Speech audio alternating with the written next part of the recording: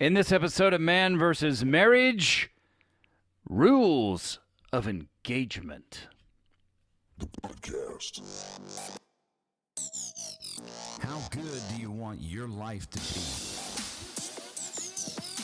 It's truly about becoming the best version of yourself that's possible.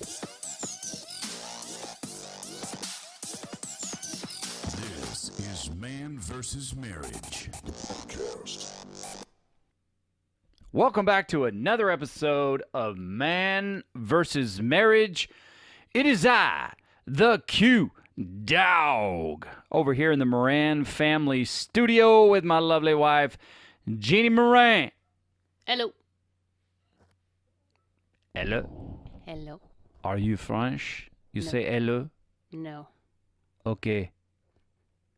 Give us something more dazzling than this utterance from your voice. Hi, honey. How are you? Woo! I'm doing good, girl. You call me honey. That is what I'm talking about. Okay, today, rules of engagement. Let's jump right on this. Before we get started, I want to make sure you know, due to technical difficulties, coach at manvsmarriagepodcast.com, that email address is kind of screwed up.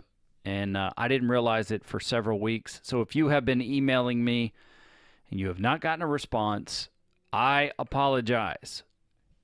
For the meantime, email quincymoran@gmail.com and I will respond to you. I am sorry. I didn't realize it. I just noticed that I wasn't getting emails, and it's like, oh, this is weird. No emails coming through. And then I realized that something between me and Google just wasn't happening right. You're not getting along well. We're not getting along well, but that'll change. Okay, rules of engagement. This is vital.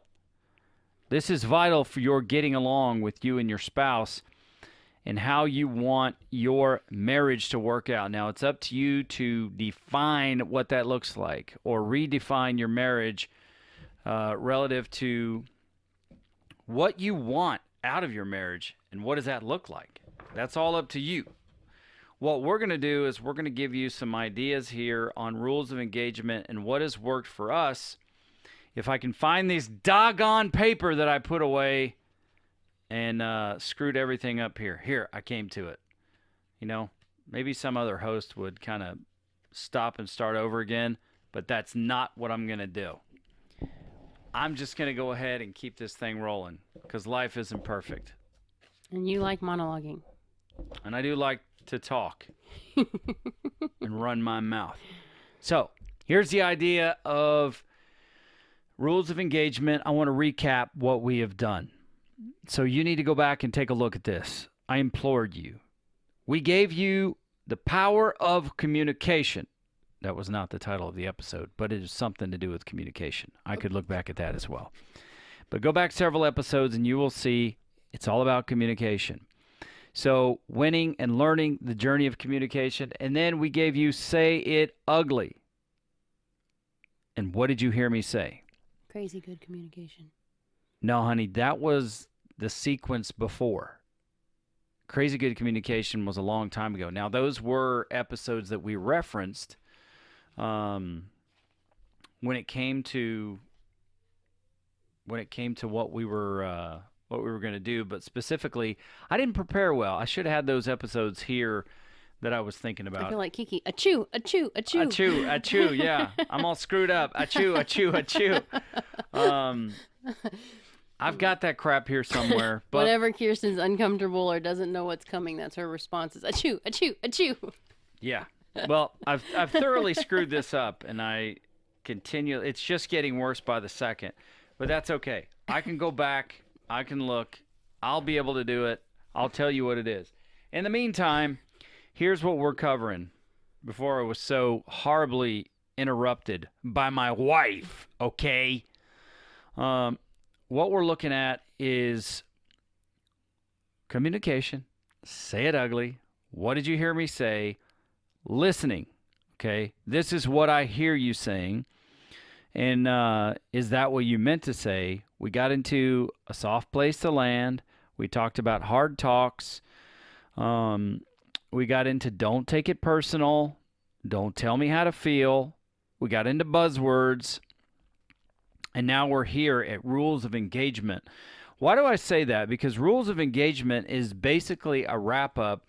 You can take these concepts and you can get with your wife and you can reconfigure how you have discussions.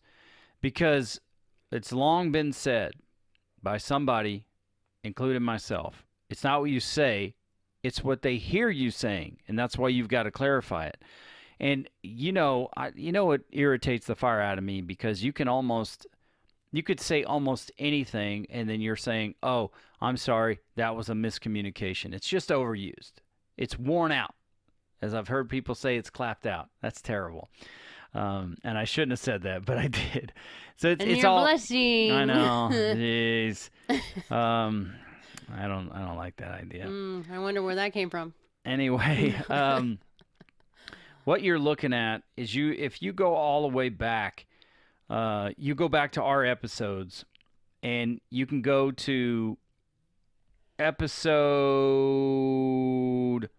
122. Start there, 122. Our Story Unscripted. We did part 1 and part 2. I see the E there for explicit. Episode 124 is Our Story Unscripted part 3, because we sat down and that was like over a 3-hour conversation. And then episode 125 was Getting Started, Steps to a Better Marriage part 1. Episode 126, Getting Started, Steps to a Better Marriage part 2. Episode 127, She Doesn't Think Like You. And that's a journey episode, because we tell you in the journey episode our story. And then She Doesn't Think Like You, the game plan. We gave you a game plan, not necessarily a playbook, but we gave you a game plan, which is, how did we come up with this crap? How did we get to the point where we figured this out? What did we look at our relationship? How do we determine it? And how can we use that to help you? Then episode 129, Mastering Communication, the Journey. Episode 130, Creating a Soft Place to Land. Episode 131, Creating a Soft Place to Land, which was the guide to silencing insecurity in your relationship. So 130, 131, both of those are all about creating a soft place to land. And then 132, Say It Ugly, Clean It Up. How to say the how-to in saying crap that may be hard to hear. Episode 133, which was Becoming a Dynamic Listener, the guide to making her needs a priority. Episode 134 was a No Agenda, which was basically us catching you up for life. And then episode 135, what does that look like? Now, the next one that you'll see, 136, I can't remember what that is. It publishes next. 137 is going to be buzzwords.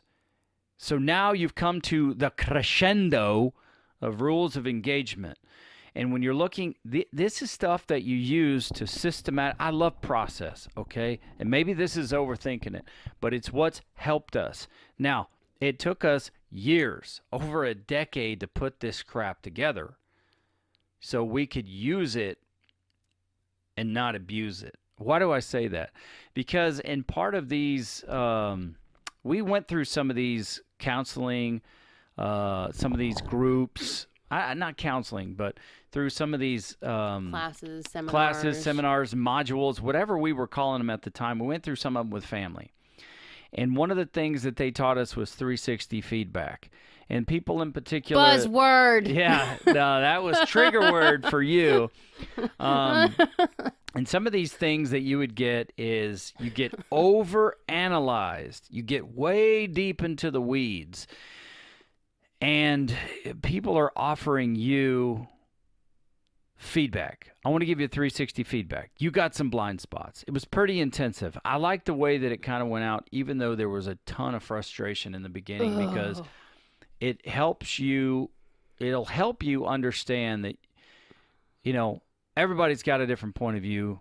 you got to figure out who you trust in your life, who to speak to you, and then being able to receive and give feedback because it's vital. It depends on who's giving it, because a high C personality giving feedback. Receiving feedback. No.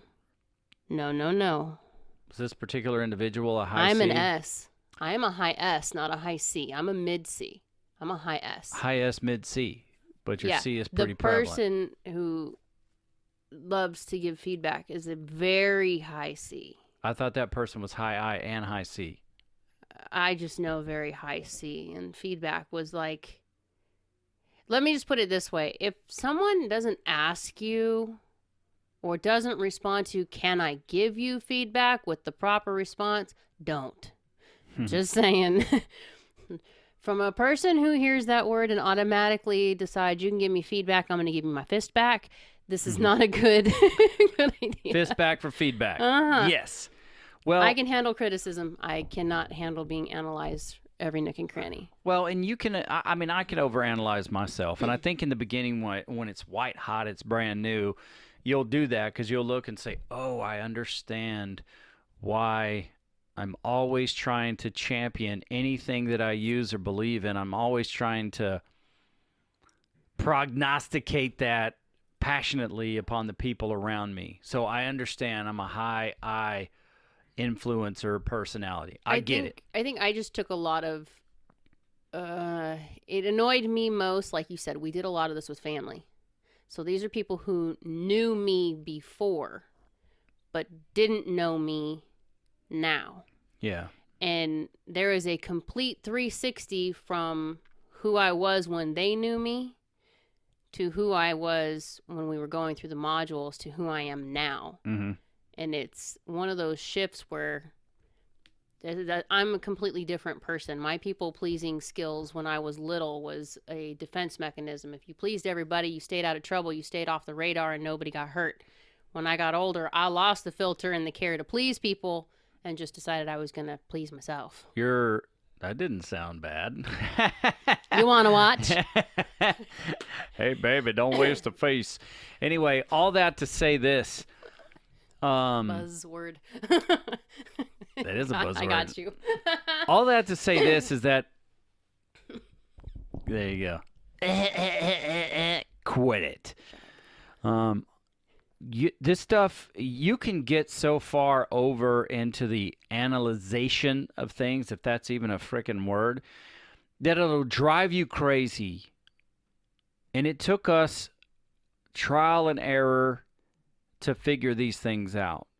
So I say these things are systematically, but we've learned how to incorporate these into our relationship where it doesn't feel so robotic.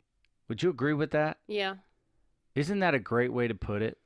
Yes, it is a great way to put it. Because otherwise, you're sitting there as an analyst trying to chart your spouse's actions and reactions. You're keeping a record. You just need to learn how they're wired and then learn what your relationship is. So that's why we give you a system of communication. Now, you have got to take that, and you and your spouse have got to get on the same page in the same book in order to be able to work this out for you. These are things that have helped us. Some of these things you can implement right away. Some of these things, it takes time. It takes trying and failing and trying again. But rules of engagement for us is built upon these different strategies or techniques. So we know if we are going to have a really difficult conversation, we know it's time to engage these different aspects or these different strategies so that we can communicate as effectively as possible. And it's probably no surprise that it is real easy to get irritated with your spouse. No.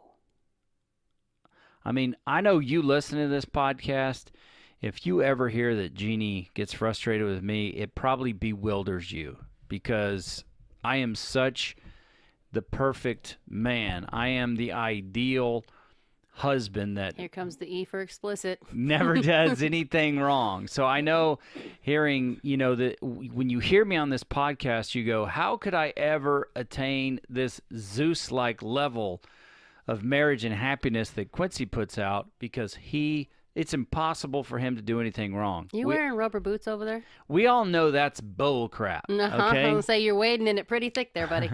We all know that's garbage because Jeannie, That was just for you.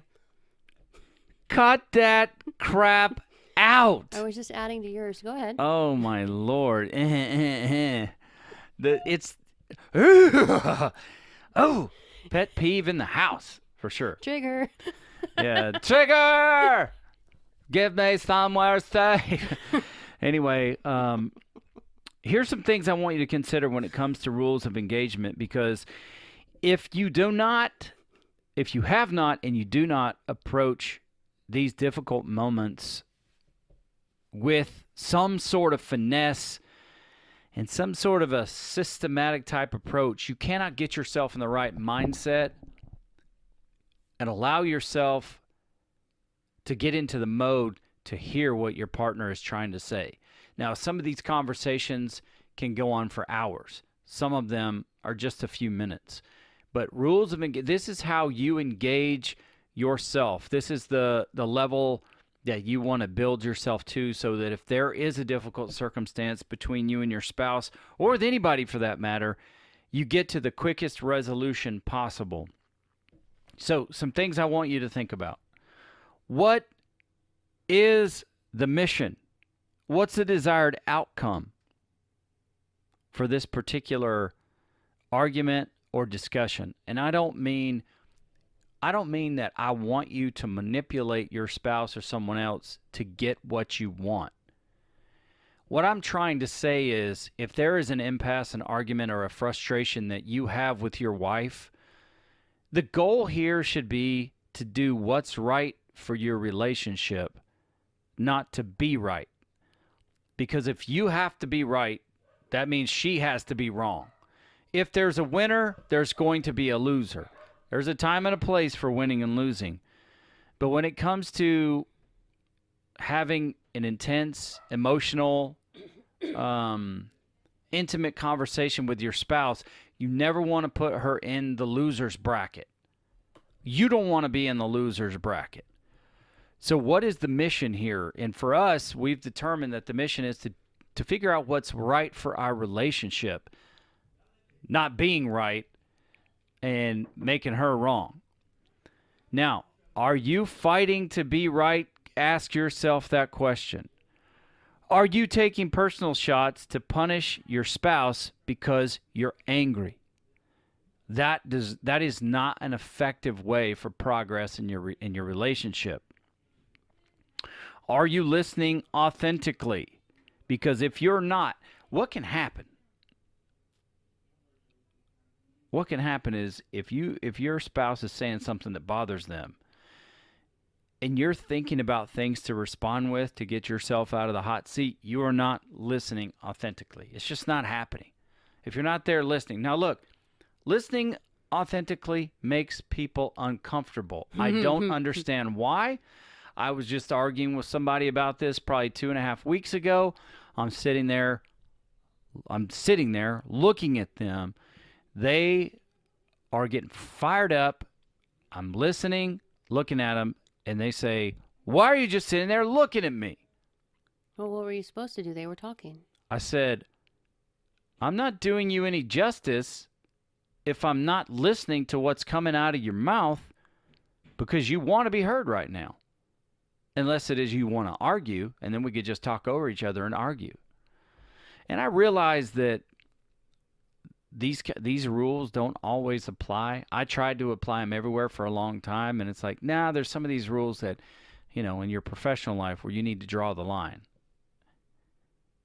But if you're not listening authentically, it will defeat the purpose. You need to listen without reservations. If you hear something that strikes a chord, make a mental note and move on and come back to it.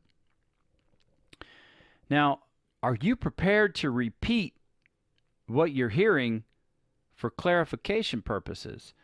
Because if you hear something that doesn't make sense or you hear something that strikes a chord, after that person is done talking, you say, okay, this is what I hear you saying to me. Is this right? If the answer is no, try again. If the answer is yes, then you get into these rules of engagement where you're talking about it, not fighting for a win or a loss, fighting for what's right. And did you have something you wanted to say? Okay, I thought it looked like you wanted to jump in there. Now, here's another thing. Are you taking what's being said personal?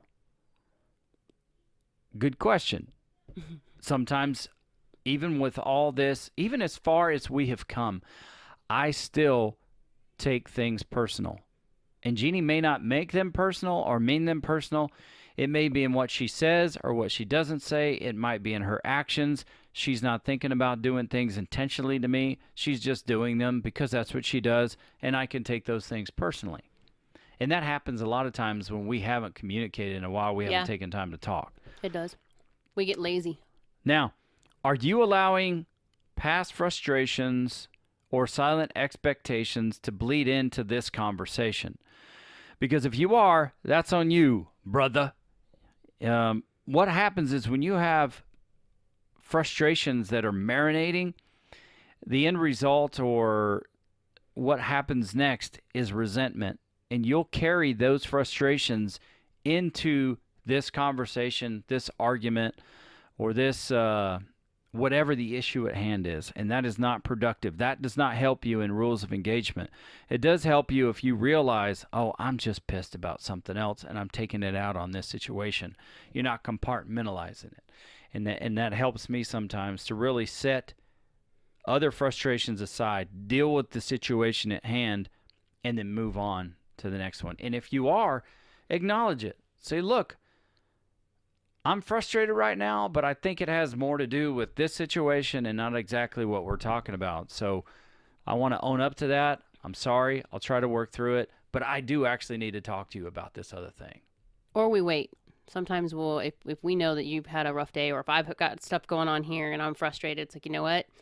I need to get out of this first. And then when I've got my head clear, we can sit down and talk about this, because I don't want to take something out on you that is not yours to take. Yeah. And there's nothing wrong in doing that. Just make sure that when you do it, it's in a respectful manner, and it's not just, I don't want to talk about this crap right now. And then, you start all over with another argument. Yeah. Because, that can happen. Especially if somebody, for me, this is just the way I'm wired. If something's not right, it's very hard for me not to talk about it and not to just get past it. And I'm trying to get better at that, but I suck at it. If something is off, whether it's with us, it's at work, with whomever, a friend, or whatever, if it's eating at me, I need to talk about it. Once I talk about it, I actually feel better because I can hear my own thoughts out loud and say, I was making a bigger deal out of that than I should have, or maybe it's justified. So I'm working on getting better with that, to compartmentalize certain things, because certain issues shouldn't contaminate my entire feeling about our relationship. And I've been bad about that in the past. When there's a frustration, I'll get into the mindset of, oh, crap. Well, this is the way it's going to be. It will always be this way. I don't understand. I can't do this. This is not how it'll work out for me. And it's like, wait a minute, dude. This is a one-off situation.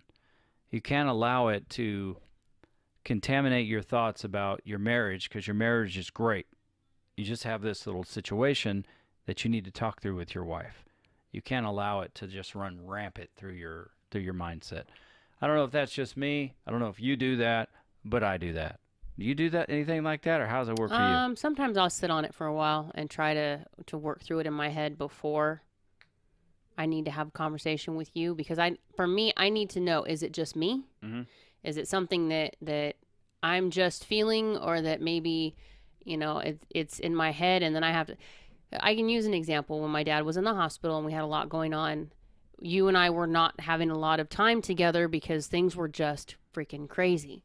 And that's one of those things that both of us have an issue with, is when we're not connecting physically, or we're not having our date nights, right now with COVID and everything, we've had our date nights inside, a majority of them.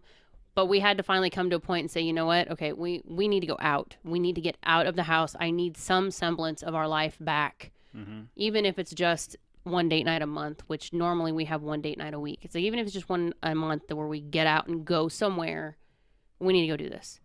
But I've had those moments where it's like having to go back and say, okay, but understanding work is this, kids are this, autism is high today. We have a high tide today. And then there's, my own stuff going on because I'm frustrated with the book or what have you. It's like, okay, is this something that I need to talk out, or is it just something that's me because I'm in my own little funk? If it doesn't go away right away, then I usually come in and say, okay, I don't know what this is, but we need to talk about it. Yeah. And 9 times out of 10, if it is something that I'm thinking about myself, or it's something that's internal, that's going on with me, he'll ask the right questions to kind of push it out and get it out in the open so that I can figure it out.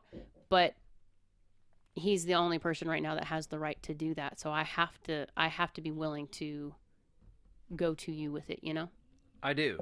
And it just goes to show, I mean, this is so obvious, but, we are two different people. We're a lot alike in certain ways, but we are very different in other ways. That sounds so general to say, but it's absolutely the truth in the way that we're wired. But at the same time, we were so much alike when we first met, because we fall fast, we fall hard. We're all in. Too fast in some ways for people that, we've that have taken advantage of us. But so I want you to understand, when it comes to rules of engagement, you got to, even if you loosely define what those are until you understand it, set time aside weekly, especially in the beginning. Set time aside for talking. That way, if there is anything on your heart or your spouse's heart, they know. Now, some things that are frustrating, and this is all a learning process, so there's some things that you will want to have the conversation in the moment. But I was the mighty chieftain of bad timing. I mean, I was so good at bad timing that I could do it without even trying. And I had to learn, and this was a technique that Coach Rita had taught us, that, every Monday morning for her and Bill, they would have an airing the grievances. And that was the time they sat down, they talked, they didn't take things personal, they shared their heart, they put it all out on the table, and it's what I call letting all the air out of the balloon, so then you can figure out how to best approach this situation. And then, like she's always taught us, all these talks don't have to be hard in a bad way. So keep that in mind. But set time aside for talking. Now, when you're in the middle of these discussions, you might get some things said that sting. It might hurt. It might be hard to hear. And it's okay to say that. Because Jeannie and I have been in the heated discussion before, and she says something to me, and I say, this is really hard for me to hear, because this is nothing like me or what I've been thinking. But at least it lets that other person know where you are. And then you can use the other practices we've discussed, which is, and what I'm saying is that this was during the discussion, one of the things that just kind of comes out of my mind is when we were talking about sex and service. And you're saying, when you say you want sex from me, and I'm paraphrasing here, when you say you want sex from me, all I hear is service. And the service is, all I need you for is to, scratch this itch, and then I need to get on to the rest of whatever I was doing. I just need to use you for a minute, use your body for a minute. That's the way I was taking it. And I said, this is really hard for me to hear, because I don't think this way. And this is what I hear you saying to me. And I think this is one of those times where, You were like, yeah, that's what I'm saying. And it's like, okay, that does not represent my mindset, nor the way I think about this. So we have to find a way to work this out. Because when I say A, I don't mean A in your book. I mean A in my book. And how can we redefine what that is? So if it's something that's hard for you to say within these rules of engagement, I'm going to say go ahead and tell your partner that. Not to wiggle out of anything that you need to accept responsibility for, but just so that they can locate you. And I believe that vulnerability will help you in your relationship. Now, we've had some guys that have emailed in and, they're almost using that in a manipulative sort of way. Mm-hmm. But that's not what I'm espousing here as my premise or as what I'm trying to say. What I'm saying is, if it's hard for you to hear, it's okay to say that. And if it's hard for you to hear and it's not, and part of that is because it's not what you mean, it's okay to say that too. Now, if it is what you mean and it's still hard for you to hear, then you've got some things to work through. And then, you utilize, I need to say this ugly because I don't know how to say it.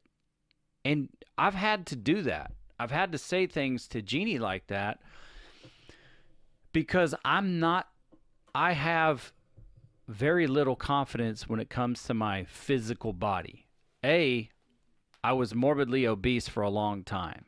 So I've got stretch marks, hanging skin. I've maintained over 100 pounds of weight loss. I was a lot more fit at one point in my life. I ended up having to have surgeries. That changed my body because of all the abdominal surgeries that I had, along with these colon surgeries. So now my body looks weird to me. And so I don't have a whole lot of confidence in the way my body looks. I'm getting back in the gym now. I'm building some of those things that I know Jeannie likes. But at the same token, personally, I'm just not in a spot where I have a lot of confidence. So what does that breed? That breeds insecurity.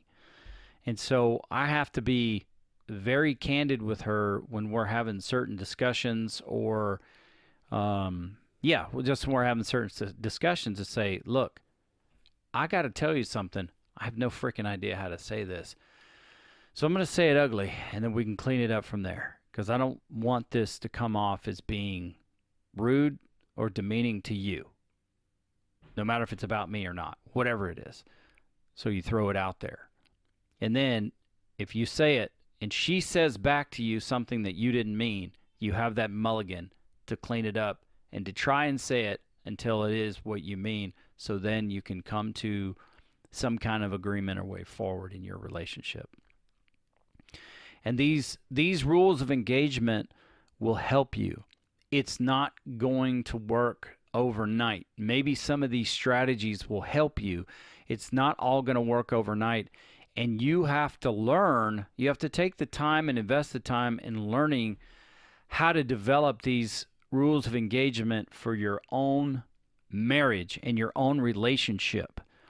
Take what we've been through, use it to your advantage, and figure out how you can use these concepts to improve communication, hard talks, your sex life, your professional life, your hobbies, whatever it is. These are things that you're going to take these concepts, these rules of engagement, you're going to apply them to your relationship.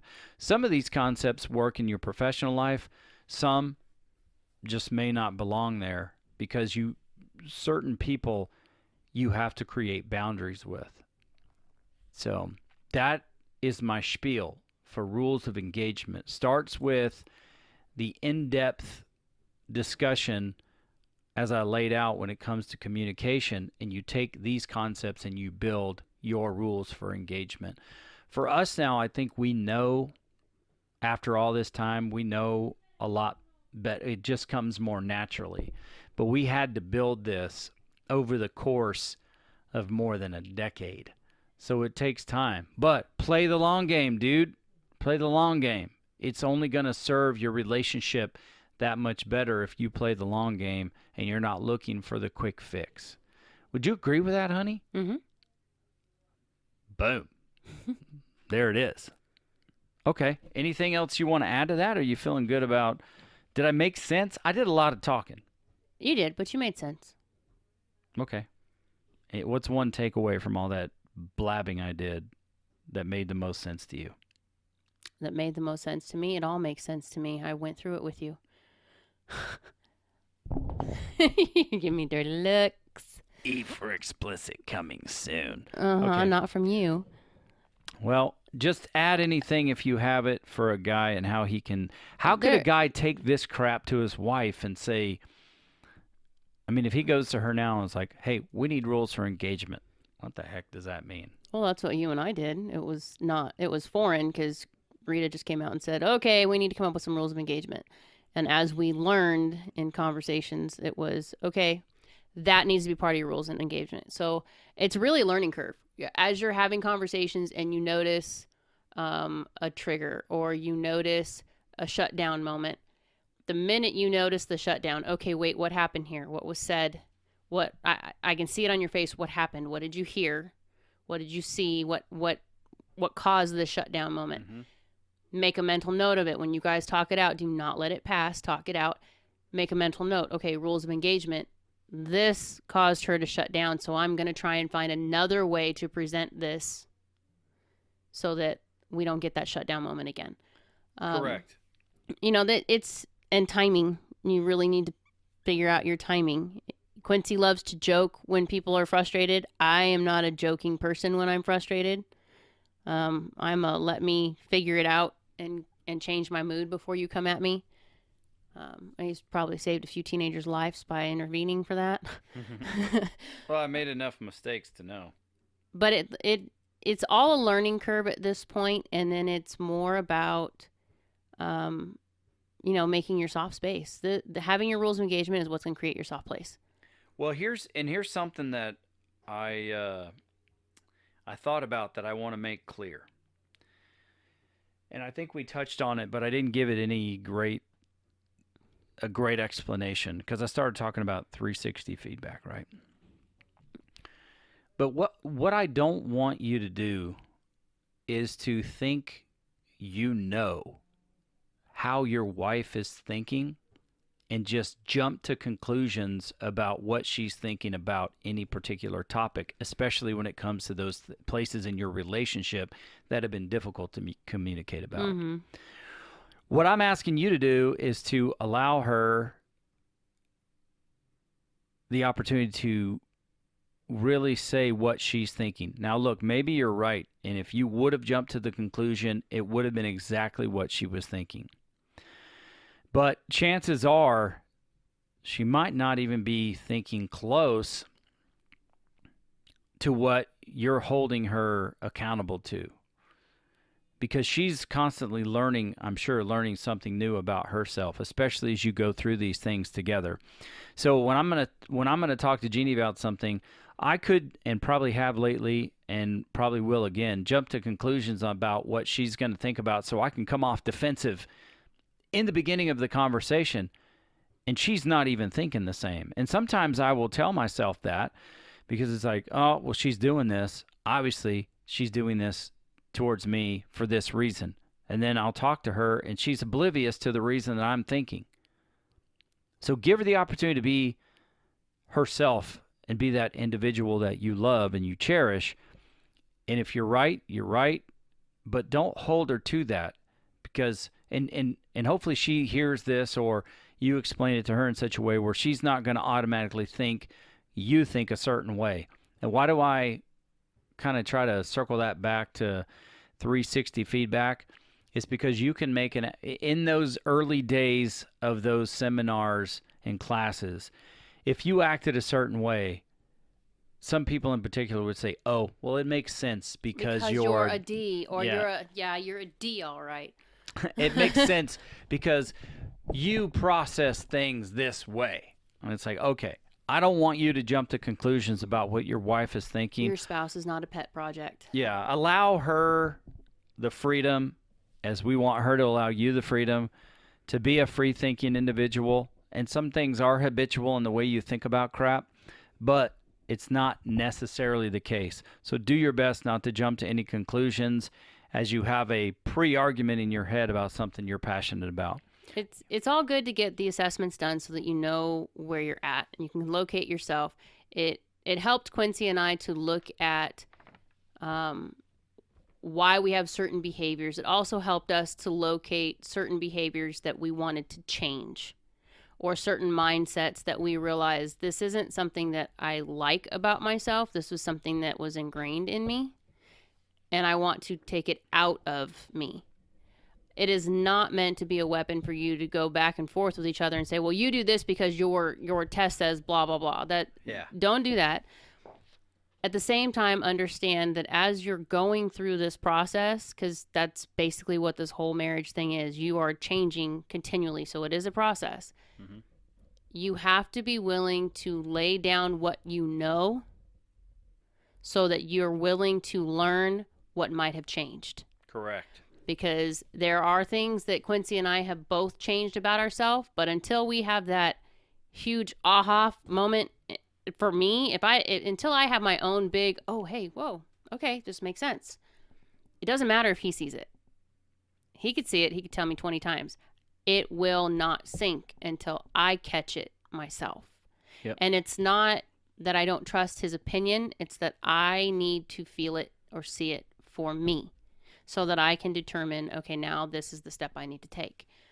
It's not for him to point his finger and go, well, your test says this and you think this way, so it's kind of makes sense that you would do that.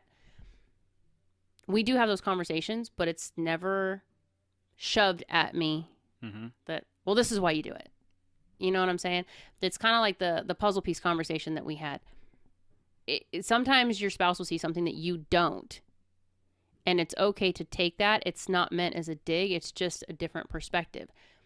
But it's also at the same time meant to kind of encourage the fact that you're seen. Mm-hmm. You know what I'm saying? Mm-hmm. So when you're going through all of this, I guess I say all that to say, when you're going through your rules of engagement, you're going through your hard talks, you're having your conversations. Not all of these are hard talks. Some of these are life talks. We talk about retirement. We talk about what does our life look like in 10 years when we don't have high school kids anymore. We talk about those things. Those are hard conversations, not because they're an argument. It's just simply, oh crap, what does that look like? Mm-hmm. Where do we go from here? How are we going to get there? It's not always an easy scenario, but we have to allow each other the freedom to grow, change, do things different, to think differently. I might have always thought A previously, but I don't think A anymore. I know how to go to the clouds now, so I don't always think like that anymore. I can get there with you, but I have to be set up to get there with you. That makes sense? I have to know that we're going there before we go there. That's all it is. You're just basically lining out how to talk and accepting and expecting changes. Don't hold each other to things that are old mindsets, old behaviors. Yeah, and I agree, and I think another point you made, whether you said it or not, it just clicked in my mind. That will give your spouse the feeling that, oh, you actually believe I can change. Mm-hmm. And that really helps. When you don't jump to conclusions, when you accept, and there's some things about me that you couldn't accept changed or how I thought, and it did take Coach Rita saying, hey, when he says this, he actually means it. And the switch gets flipped, and that's what he believes now. Just allowing your spouse in your actions, your words, your behaviors, giving them the freedom to show you they changed and affirming that gives you confidence that somebody else sees, oh, I have changed. You believe I can change. Mm-hmm. Because there are people in your life that don't believe I can change. There are people that still hold you to a certain standard. There are people in my life that still think of me as a 10-year-old little girl. And that's just who I am and I'll always be. And I couldn't be any further than that. Yeah. So that's another piece that I didn't really put together until I heard you talking. And it's like, yeah, there's actually a lot of positive gratification when you can say that you've changed, you can have a conversation, you can talk about it, and your spouse sees, oh, I see you. I see you. You've grown. You've changed. Good on you. I don't know. It feels good to me anyway. Mm-hmm. It's a validation. Yeah. And you're struggling through your own hell. You're going through your own changes. You're fighting to do whatever it is that your goal is for yourself. And sometimes when you're fighting through that, you're lonely, you're frustrated, you're struggling, and you just want somebody else to notice it. Yeah. And if that somebody else is your spouse, it's a huge win. Yeah. Big win. Well, I think that's a good word. That put the bow on this gift. Baby.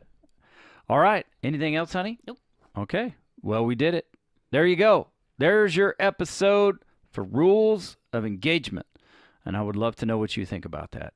Email me at quincymoran@gmail.com. We'll get this coach at manvsmarriagepodcast.com. We'll get it figured out. But until then, let's roll with quincymoran@gmail.com and let me know what you think. Don't forget to visit manvsmarriagepodcast.com. And you will see some of the stuff we've done, some older episodes. Go check them out. Thank you. From around the world, this is Quincy Moran. She is Jeannie. And this is Man versus Marriage. The podcast. How good do you want your life to be? You gotta live on purpose, for a purpose. It's truly about becoming the best version of yourself that's possible. This is Man vs. Marriage, the podcast.